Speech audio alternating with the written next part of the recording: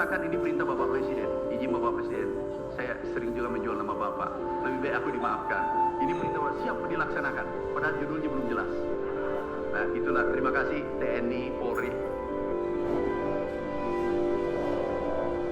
Wakil Kepala Staf TNI Angkatan Darat, penerangan, para eselon 1 Kementan, minta maaf aku minta maaf.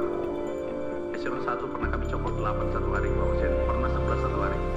Kalau tentara itu ya bintang 3, aku copot 11. Tidak capai target, you menjadi target. Yang target kamu adalah rakyat menunggu hasil kerja kita. Nah, jadi kami teruskan saja perintah Bapak Presiden. Jangan biarkan ada korupsi, mafia di pertanian. Insya Allah kami akan jalankan terus perintah Bapak Presiden.